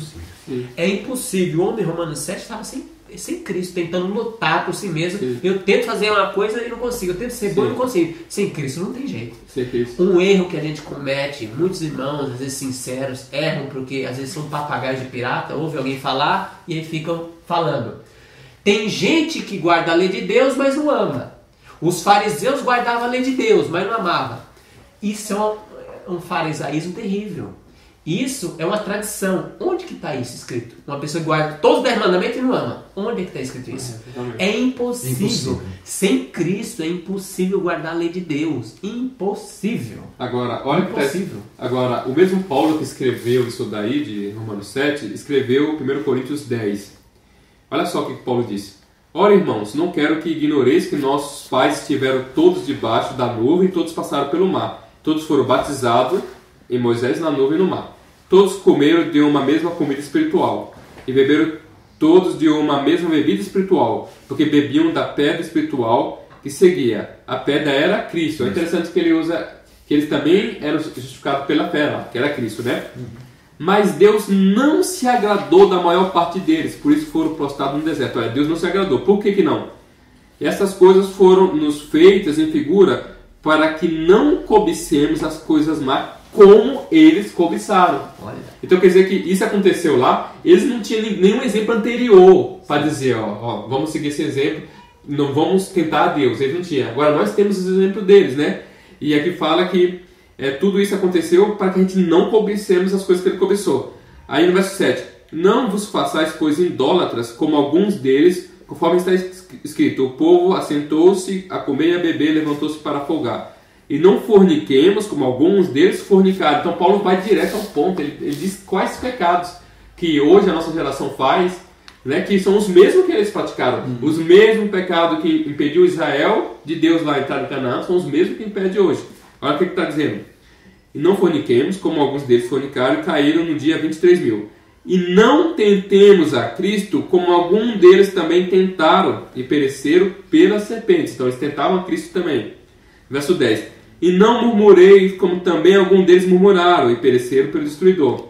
Ora, todas essas coisas lhes sobrevieram como figuras e estão escritas para aviso nosso, para quem já são chegados os fins dos séculos. Quem está mais no fim do século? Será que era Paulo ou é nós? Claro, é nós. Então, isso tudo Paulo está escrevendo que aconteceu com eles, foi escrito para aviso nosso. Olha, muitos que fornicaram lá, o que aconteceu com eles? Caíram. E Deus não vai fazer nada com a gente se continuarmos sem se arrepender do pecado dele? Como nós falamos no início, se aquele povo que não tinha exemplo anterior, que estavam aprendendo, Deus cobrou pelo conhecimento deles, que Deus tinha falado para eles primeiro. Por que de nós não vai cobrar? O que nos leva a acreditar, né, que o homem de Romanos 7 é um homem que está agradando a Deus? O que nos leva a levar que o homem de Romanos 7 está seguindo um caminho correto? Sim. Não está, gente, não está. Isso está mostrando bem claramente que o homem de Romanos 7, ele não está, ele acha que Deus está lá apoiando ele, que Jesus está apoiando ele, que Jesus, como fala assim, não, mas Deus entende. Eu acho que Deus entende. Uma vez eu lembro que um irmão falou para o outro, não, mas Deus entende. Ele falou, entende sim, entende que você está sendo rebelde. Se você acredita que Romanos 7 é um homem que está tendo um amparo da parte de Deus, você está sendo rebelde. Não é isso. A palavra de Deus é bem claro, como você mencionou agora há pouco. Romanos 8, verso 1 é o complemento de Romanos 7. Portanto, deixando bem claro, é a conclusão, você está fechando ali. Então, o relato desse povo, vocês acham que o relato desse povo, para nós, Deus vai aliviar a nossa causa? Não vai aliviar a nossa causa. Com mais luz, né, com maior entendimento. E aqui ainda continua, Ricardo, verso 2, ó. Aquele, pois, que cuida está em pé, olha que não caia. Aí, verso 13, não veio sobre vós tentação, senão humana, mas fiel é Deus, que não vos deixará tentar acima do que podeis. Antes, com a tentação, dará também o escape, para que possais suportar. A mesma pessoa que escreveu isso, escreveu Romanos 7. A mesma pessoa. Não pode se contradizer. Não tem como. Então não tem como, irmão. Inspirado? Não tem como. É a mesma pessoa, na mesma língua. Você pode dizer, é um problema de língua. Não, na mesma língua, a língua grega. Então não tem o que dizer. Esse terceiro por último, não veio sobre vós tentação, senão não humana. manda. Mas fiel é Deus, que não vos deixa cair, tentar acima do que poder suportar. Então esse texto está dizendo assim, me corrija se eu estou errado, que eu estou sendo tentado, mas Deus dá poder para mim não cair na tentação. Para resistir o mal. Exatamente. Glória a Deus. Glória a Deus. Exatamente. Então esse Amém. mesmo... Amém. Tanto é que, pegando esse texto de 1 Coríntios 10, 13, junto com Romanos 7 e 8, que é a conclusão, está bem claro que, e Gálatas 5 que eu li, que nós temos que, vai ter dois caminhos, andar segundo a carne e segundo o Espírito. Só dois caminhos. Exatamente. Se eu estiver sem Cristo, eu não vou conseguir. Eu vou querer fazer o bem, mas não vou conseguir. E eu não posso andar nos dois caminhos, porque senão, Romanos, que nós lemos no começo, 7, no comecinho ali, eu sou adúltero. Sim. Porque tem que morrer o carnal Sim. para me casar com o outro. Eu tenho que morrer lá atrás para me casar, senão o Cristo não casa. E você tá com uma mulher ainda e quer casar comigo? Não. Você tá com um marido e quer casar comigo? Não. Jesus não aceita isso aí, não. Nós não aceitamos. Uma pessoa, uma moça vai casar com você. Eu tô casado com um rapaz lá, mas não tem problema, eu caso com você também. Posso ser dos dois? Você não aceita e Jesus aceita? Não, vem aí no adultério. Sim. Não. Deus até fez uma analogia assim com Oséias, falando como você é seu adúltero. Ó, vai, casa com uma mulher adúltera pro povo sentir, olha como é ruim. Vocês são adúlteros. E eu sinto nojo disso aí. Se você sente nojo, Oséias, quanto mais eu. Aqui embaixo da missão, no segundo parágrafo, a própria Associação Geral diz aqui para nós, ó. Infelizmente, por não renovar sua devoção com Cristo diariamente, muitos cristãos estão, de fato, servindo ao pecado. Por mais que detestem admiti-lo, eles racionalizam e argumentam que, na realidade, estão passando pela experiência normal da santificação e que, simplesmente, ainda têm um longo caminho a percorrer. Assim, em vez de levarem a Cristo pecados conhecidos e perder a vitória sobre eles, essas pessoas se escondem atrás de Romanos 7, que nós estamos discutindo. Sim. Que ele diz, pensam elas, que é impossível fazer o que é certo. Na verdade, esse capítulo revela que é impossível fazer o certo quando a pessoa é escrava do pecado, mas a vitória é possível em Jesus Cristo. Amém. Amém. Olha que texto, né? Esclarecedor. Então, muitos se escondem atrás de Romanos 7 dizendo que eu estou santificando, irmãos. Eu estou santificando. É o processo da vida, né? É o processo da vida, mas não. E aí, acha, ó, e diz que pensam que é impossível fazer o que é certo. Não tem jeito, irmão. Eu sou fraco mesmo, sou pecador. Não tem jeito de fazer o que é certo. Não há nenhum justo sequer, né? Na verdade, esse capítulo revela que é impossível fazer o certo quando a pessoa é escrava do pecado. Quem é escravo do pecado está sem Cristo. Mas a vitória é possível em Jesus Cristo. Jesus é poderoso. É o mesmo ontem, hoje e para sempre. Amém, Senhor. Amém. Então esse Deus que nos dá vitória é o Deus que vai levantar a última geração, que vai levantar a última mensagem de advertência ao mundo e vai brilhar a glória de Deus, que é o caráter de Deus. Que vai ter paciência dos santos, que os guardam o mandamento de Deus, ter o testemunho de Jesus. Então todos os eventos proféticos, meus irmãos, não é uma coisa separada da lição de justificação pela fé. Sim. Não é. Tá totalmente incluída ali. Tá junta, não é? Então, nós temos que entender essa mensagem. O apelo que eu faço para vocês que estão assistindo, nós temos que entender essa mensagem. Nós temos que viver essa mensagem. A mensagem do terceiro anjo é isso daí. Essa mensagem de nova vida em Cristo Jesus, Amém. Vitória sobre o pecado. Amém. Essa é a mensagem do terceiro anjo. Amém. A mensagem do terceiro anjo é isso, dizendo, ó, Deus está te dando poder para você vencer o pecado. E Satanás é mentiroso, que falou que ninguém pode guardar a lei de Deus. Mentiroso. Exatamente. Agora, porque se não for isso, você falar não tem nada a ver, é a mesma coisa você dizer que nós somos os maiores hipócritas do mundo. Né? Vamos sair, vamos levar a grande mensagem. Não, mas ela não serve pra gente. Não, a gente vamos vender remédios para emagrecer. Só que não emagreceu a gente, mas nós estamos vendendo nós obesos. Os outros. Vai emagrecer você. Você não remédio para emagrecer, você é obeso. Sim. Aí não dá certo. Não. Gente, então não tem. Então, a mensagem da justiça de Cristo, que é a mensagem do ser anjo, primeiro tem que fazer valer em nossa vida. Tem que ser isso que Deus vai levantar um povo zeloso de boas obras. Eu sei que tem muitos que não gostam de ouvir isso, mas vai. Amém. É até cômico, né? Exatamente. A gente até deu uma risada, mas é porque é cômico isso aí. Ó, aqui no rodapé da lição, ó, uma pergunta para nossa reflexão. Você tem vencido o pecado e o próprio eu, conforme a promessa de Cristo? É uma pergunta. Se não, por quê? Quais escolhas erradas você tem feito? Então, às vezes, a gente faz escolhas erradas e a gente põe a culpa... Ai, Davi adulterou, irmão. E Davi era conforme o coração de Deus, então eu estou melhor do que Deus. Mas se for estudar o contexto... Melhor que Davi, né? Então eu estou melhor do que Davi, né? Então eu estou melhor do que Davi. Misericórdia. Porque o Davi adulterou e não matou o marido da mulher. Eu não era o fiz coração isso, de Deus. eu não fiz isso, mas lá que você lê em Coríntios, são exemplos para nós não cometer. Exatamente. Por isso que Deus deixou aqueles pecados mostrados desses homens que venceram e foram transformados, né? Davi era segundo o coração de Deus antes de cometer, depois ele não era. Depois que ele se converteu, ele se tornou depois conforme o coração de Deus. No pecado, quem que é homicida? Que Jesus falou? Satanás. Então ele estava sendo o quê? Usado pelo homicida. Ele estava sendo usado por Satanás. Sim. Mas Davi venceu e Deus nos mostra que mesmo se a gente cair nisso, é possível a gente vencer. Glória a Deus. Não vem mais Davi cometendo pecado. Exatamente. Agora, só vocês para raciocinar um pouco. Imagina só, por que a gente está vivendo tudo isso no mundo? Toda a dor. Pode ver, Satanás ele foi expulso do céu por causa do quê? Do pecado. Entrou a dor e o sofrimento na vida humana, na família humana por causa do quê? Do pecado. Então Deus fez grandes coisas, chamou profeta, escolheu, deu lá a mensagem do santuário, né, os ritos que aconteciam ali dentro do santuário, tudo isso para mostrar a respeito de como o pecado é ruim, como o pecado é feio. Deus trouxe Jesus para morrer por cada um de nós, por causa do pecado, para mostrar como o pecado é ruim, para chegar à conclusão e a gente chegar e achar que não tem diferença nenhuma. A última geração vai ser mais tranquila. Exatamente. Não vamos viver igualzinho no pecado. Não faz sentido, gente. Se tudo isso, todo esforço foi feito para que o homem pudesse vencer o pecado, é contraditório dizer que o homem nós não conseguimos vencer o pecado. Então não há desculpa, né? Às vezes eu estou assistindo coisa errada, comendo coisa errada, por isso que eu estou degradado no pecado, eu ponho desculpa. É os meus pais, é Adão, é Romanos 7. Aí tem um trechinho aqui, 360 na Mensagem que eu li no volume 3. Olha o trecho. Todo aquele que é salvo precisa ter essa experiência. Todo aquele que é salvo precisa ter essa experiência. Que experiência?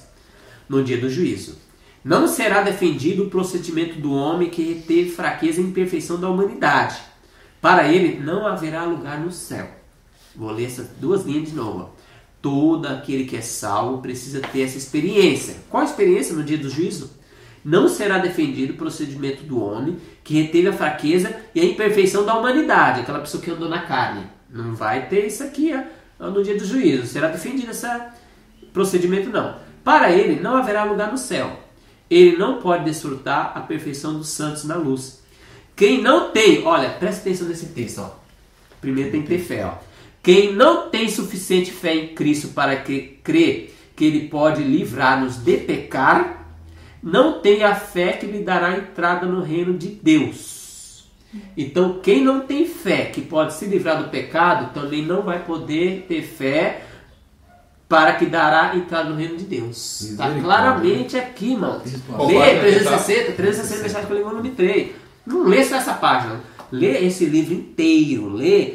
Por isso que a Moate fala assim, que nos últimos dias, aquele que lê meus livros vão estar assim, livrado de muitos embustes de Satanás, muitos enganos.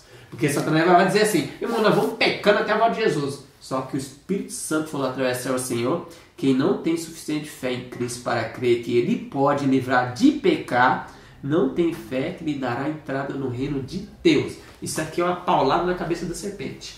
Está morta a serpente. Os argumentos, né? Sim, da serpente. Vamos lá agora, quinta-feira? Salvo da morte. Romanos 7, 21 a 23. 21 a 23. Verso 21, na King James, diz o seguinte: Eu acho então esta lei, que, quando quero fazer o bem, o mal está presente comigo. Pois eu tenho prazer na lei de Deus, segundo o homem interior. E o verso 23, diz o seguinte: Mas eu vejo outra lei nos meus membros, guerreando contra a lei da minha mente, e me trazendo cativo debaixo da lei do pecado, que está os meus membros. Então, aqui está falando uma coisa pessoal, né? Você tem experimentado essa luta? Aqui é uma coisa pessoal de cada um. Tem experimentado essa luta? Sim, com certeza a luta tem. Nós temos lutas, a nossa experiência, dia a dia, trabalho, família, nós temos lutas, né? A luta de domínio, o Satanás querendo nos dominar e Cristo nos chamando, né? O eu, às vezes, quer predominar, eu quero fazer isso, eu tenho vontade, mas vem o Espírito Santo, lembra que você leu que isso aí não pode. E aí, essa luta, eu aceito aquilo lá, minhas vontades, puxa, mas é tão gostoso comer aquilo, mas faz mal para a saúde. Aí é a escolha do ser humano. Tem duas falando aqui, ó, vai, a sua vontade vai, é gostosa, vai uma vezinha só, não tem problema. E o outro, rapaz, não faz, uma vezinha vai levar 2, 3, depois você tá caído. E aí você tem que tomar essa decisão. Então todos tem essa luta. Essa luta de ter essa tentação, isso não quer dizer que isso é pecado, viu? Você não caiu ainda. Essa luta, aí nós vamos até a volta de Jesus. Essa luta de ter tentação, será a pessoa, puxa... lutar contra, nadar contra a correnteza, sim, né? Isso, como você explicou naquelas outras lições. Sim, então, tá todo mundo indo na maré e você tem a correnteza para você ir contra, lutando. Exatamente, e realmente, enquanto nós estivermos na carne pecaminosa, temos que lutar contra a maré. E não é fácil, né? Mas Deus, o que está prometido aqui é que Deus dá o poder, ou seja, Eu acredito, eu interpreto quando Paulo fala assim que o querer fazer o bem está em mim, é quando você toma ciência de que algo é certo ou errado, você quer fazer. Mas ele está falando do homem ainda sem o remédio. Agora, com o remédio, que é o que a gente lê no Romano 8, agora sim, aí agora é diferente. Sim. Aí a gente tem a força que vem dos céus. Amém. E aí a 10ª pergunta, de acordo com Romanos 7, 24 e 25, vamos ler? 24 e 25. Verso 24 e 25. Verso 24 diz o seguinte: ó miserável homem que sou, quem me livrará do corpo dessa morte? Aí o verso 25. Eu agradeço a Deus por Jesus Cristo, nosso Senhor. Assim, pois, com a mente, eu mesmo sirvo a lei de Deus, mas com a carne, a lei do pecado. Então a pergunta é, como nós podemos sair dessa situação difícil de Romanos 7, de acordo com esse texto? Você viu que interessante? A pessoa já começa, né, com assim, e agora? Como eu vou ser liberto disso? Como eu vou ser liberto? Eu tô agora sofrendo. Que ele reconheceu ele ali aquela questão toda do que ele tem que fazer, mas e daquilo que ele tem que deixar, e aí ele fala, e agora? Quem me livrará do corpo dessa morte? Ele vai ter uma conclusão, mas antes, enquanto outras pessoas leem e falam, nem vai pra conclusão, então vamos deixar já para aqui mesmo. Tá bom, não tem solução, vamos embora. É que nem aquele uma história que não tem fim. Exatamente, que nem aquele trabalhador, né? Hoje está chovendo, não dá para roçar hoje, vamos embora. Mas ninguém falou que a chuva ia continuar até o fim do dia. Né? É verdade. Né? Então você vê que ele já vai falando, né? E agora, né? E agora, eu descobri tudo isso, e agora? Como eu vou ser liberto disso? Como eu vou ser livre dessa situação terrível na minha vida? E aí o verso seguinte, mas ele já começa falando no verso seguinte: eu agradeço a Deus por Jesus Cristo, né? O nosso Senhor. Aí ele fala, porque com a mente, né, a minha mentalidade, o meu caráter, minha mente, eu sirvo a Deus. Apesar de eu ter tendências para fazer o que é errado, tendência porque eu já fiz outras vezes, eu sou tentado, mas eu sei o que é certo e eu quero fazer, e Jesus Cristo vai me dar a graça, vai me dar o poder, conforme está o verso seguinte, o verso. Então na mente dele, ele sabia o que era bom, o Espírito Santo tocando. Mas o corpo queria fazer o mal. E quem controla o corpo não é a mente? Não é a mente, exatamente. A mente deve controlar o corpo. E ele fala mais para frente. Paulo fala assim que nós temos que ter a mente de Cristo. A mente de Cristo vai fazer coisa carnal? Não. De maneira nenhuma. Ou seja, então isso é submeter um texto à totalidade das escrituras. Amém. Então não tem desculpa, só realmente a pessoa que não quer mesmo ser vitoriosa. Exatamente, que é uma desculpa. Sim. Agora sexta-feira tem até um trechinho aí do Espírito Profecia. Eu gostaria até, Patrícia, ler a mensagem que eu li no volume 1, 213. Olha que texto lindo. Não há segurança, nem repouso, nem justificação na transgressão da lei. O homem não pode esperar colocar-se inocente diante de Deus e em paz com Ele, mediante os méritos de Cristo, se ao mesmo tempo continua em pecado. Olha, então a pessoa não pode ter paz com Jesus se tiver como? Com pecado. Então, ou nós cremos que essa mulher aqui, Ellen White, foi inspirada, e a inspiração não é grau. Paulo teve uma inspiração, a minha inspiração foi a mesma de Ellen White. Um não pode ir contra o outro. E Paulo também não pode ir contra ele, porque ele fala em Romanos 6 uma coisa, no 7 outra, e ele vai mudar no 8. E os outros livros também que ele apresenta o mesmo assunto, ele não tem como falar uma coisa, para esse povo vou falar isso. Para esse povo, não, tem que ser firme. Não, pode continuar desse jeito. Não tem como. Porque eram a mesma pessoa, era a mesma geração. Então, quer dizer que as pessoas eram incapazes? Não é, não tem lógica. Né? Não então tem eu creio que Ellen White, como todos os irmãos aí crê, que o que Deus deu o Espírito de Profecia? Para comentar o quê? Não é para substituir a Bíblia. Não joga a Bíblia fora, é para comentar a Bíblia. Por quê? Porque a minha mente está embotada, Ricardo. Eu não compreendo a Escritura 100%. O que Deus fala? Alexandre, eu gosto tanto de você, eu vou dar um comentário da Bíblia que é inspirado. Ela vai comentar, ó. Não há segurança nem repouso, nem justificação na transgressão da lei. Transgredir a lei. Não há justificação nisso. Sem chance. O homem não pode esperar colocar-se inocente diante de Deus e em paz com Ele. O homem não pode esperar colocar-se inocente diante de Deus e em paz com Cristo, se ao mesmo tempo continua em pecado. Peraí, então. Não tem paz com Deus. Romanos 5:1. E pergunta aqui, pode ser que algumas pessoas podem levar isso com uma certa polêmica, né? Mas Nós estamos ouvindo recentemente que os justos, mesmo depois que Jesus saiu do santuário, vão estar pecando, os salvos vão estar pecando.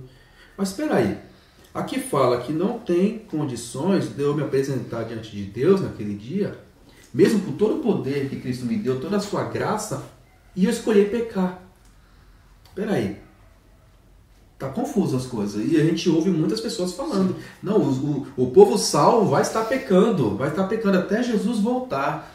Será que é isso mesmo? Em 1 Tessalonicenses 5, verso 23, diz assim, ó: e o mesmo Deus de paz vos santifica em tudo, e todo o vosso espírito e alma e corpo, seja plenamente conservado irrepreensíveis para a vida do nosso A Deus. totalidade do homem.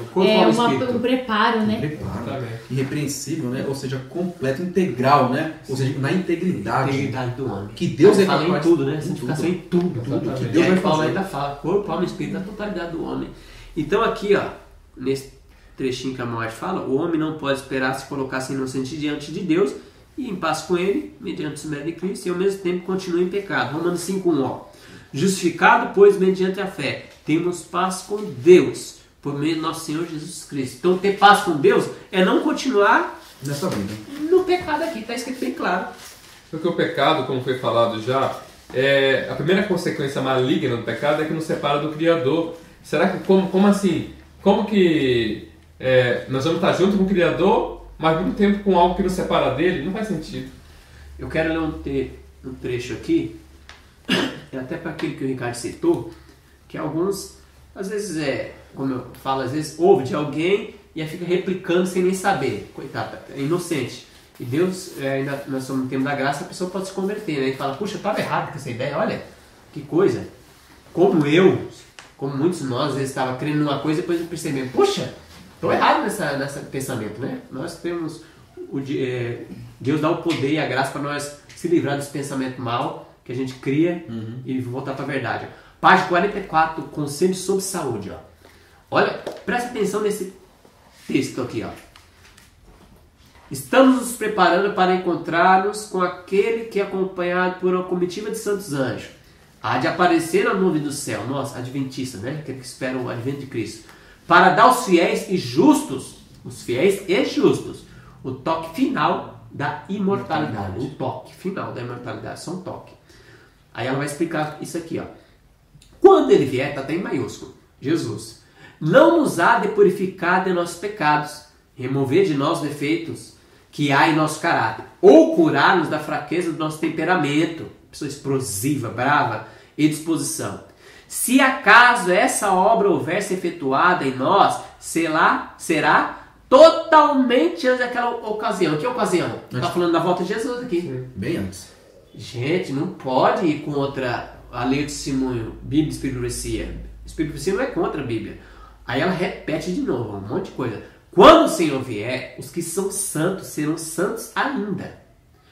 Os que houverem conservado o corpo e o espírito em santidade, em santificação e honra, aqueles que conservaram vão receber o quê? Receberão então o toque final da imortalidade. Ela falou dos salvos, né? Que viveram santidade. Agora vai falar dos ímpios. Mas os que são injustos, não santificados e sujos, assim permanecerão para sempre. Aquela falando sujeira de caráter, né? Sujeira de coisas que possam ser lavadas, né? Nenhuma obra se fará então por eles. Por eles quem? Os ímpios. Para lhe tirar os defeitos e dar-lhe um caráter santo. Alguns dizendo que o caráter vai ser transformado na volta de Jesus. Aqui fala que não vai ser dado não.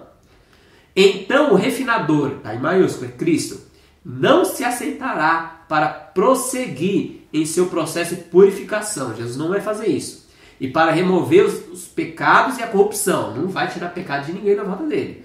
Tudo isso, tudo que, defeito de caráter, pecado, corrupção, tudo isso deve ser feito nessas horas de graça. É agora que essa obra deve ser feita por nós. Olha, eu estou lendo uma página inteira, não é texto fora de contexto, gente. Achamos-nos agora na oficina de Deus hoje. Muitos de nós somos pedras rústicas da pedreira. Ao apoderar-nos, porém, da verdade de Deus, sua influência nos afeta, eleva-nos e tira de nós a imperfeição e pecado. Hoje, seja de que natureza for, qualquer pecado e qualquer imperfeição. Assim estamos preparados para ver o Rei em sua beleza. Isso é preparação.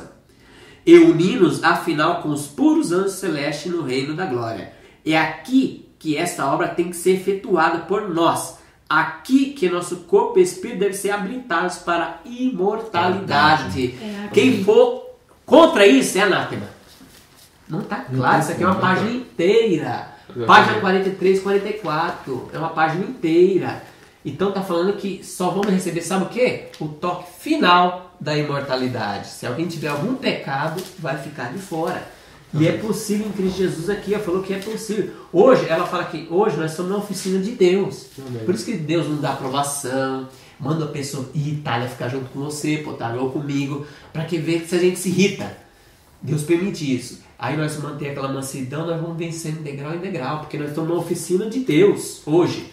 Quando a porta da graça fechar, acabou. Aquele que é santo, fique santo. Aquele que é ímpio, fique ímpio. Não há mais mudança. E olha só, 2 Pedro, Alexandre. 2 Pedro. 2 Pedro, né, no capítulo 3, verso 14, diz assim na King James. Por isso, amados, visto que aguardamos essas coisas, ou seja, a morte de Cristo, né, sede diligentes, para que por ele sejais achados em paz, sem mácula, e irrepreensíveis. Naquele dia. Veja, então, o preparo, conforme foi apresentado no Conselho sobre Saúde aí, a cada dia clamando o poder de Deus, fazendo a sua parte. A minha parte é estar em posição, a posição que Deus mandou. Deus fala, vai para a direita, eu vou para a direita. Deus fala, vai para a esquerda, eu vou para a esquerda. Eu não faço nada por mim mesmo. Nós sabemos disso. Que o justificado sabe que não pode fazer nada por si mesmo. E aqui Pedro dá uma orientação. Que quando ele vier, ache vocês do jeito que ele quer achar. Amém. Né? Do jeito que ele quer achar. Né? Amém? Amém. Então, irmãos, considerações finais de cada um. Romanos 7. O que é Romanos 7? Um resumo aí para nós. Conclusão. A conclusão, eu sugiro que nós cantemos 1 Coríntios 10, 13. Vamos cantar? Vamos cantar. Não veio sobre vós tentação, senão humana, mas fiel é Deus que não vos deixará tentar acima do que podeis. Antes com a tentação dará também o escape, para que a possais suportar. 1 Coríntios 10, 13. E com esse cântico, vamos ajoelhar para orar. Amém. Ricardo, poderia de oração por nós? Deus glorioso, Deus bendito que estás nos céus, louvamos o seu nome, Senhor, por essa oportunidade de estudarmos um pouquinho mais das suas palavras apresentado para nós no livro de Romanos. Amém. Senhor, sabemos que tudo isso é para o nosso aprendizado, tudo isso é para o nosso fortalecimento em Cristo Jesus. Amém. Amém. Sabemos, Pai, que o mundo é mau, sabemos que o inimigo quer atrapalhar teu povo, mas nós sabemos que maior que o inimigo, mais poderoso que o inimigo, é o grande vencedor, nosso Senhor Jesus Cristo. Amém, meu Deus. Sabemos, Pai, que o homem de Romanos 7 é o homem que está confuso, é o homem que sabe muitas vezes que é errado, mas não tem forças em si mesmo, porque ele está lutando sozinho. Ele não entende que por ele sozinho, por suas forças, ele não pode ser vencedor. Mas a partir do momento que o homem de Romanos 7 abre os seus olhos e vê em Jesus o grande Salvador e Libertador, aí sim ele pode ser transformado à imagem e semelhança do nosso Senhor Jesus Cristo. Amém. Amém, meu Deus. Ó Deus, faça de nós a cada dia pessoas fortes, pessoas que confiem em nome do Senhor Jesus Cristo, Amém. Pessoas que confiem no poder do nosso Senhor Jesus Cristo. Amém. Para ser transformado de Amém. Glória em glória para a honra e glória de Deus Pai. Amém. Senhor bendito, e quando o Senhor Jesus vier, possa nos encontrar do jeito que Ele quer nos encontrar, porque Ele tem poder para nos transformar a sua imagem e semelhança. Amém, meu Deus. Pedimos essas bênçãos sobre todo o teu povo, sobre todos que nos assistem. Amém. Que seja feita a tua vontade na vida de cada um. Amém. Em nome do Senhor Jesus. Amém. Amém. Amém. Louvado seja Deus. Amém.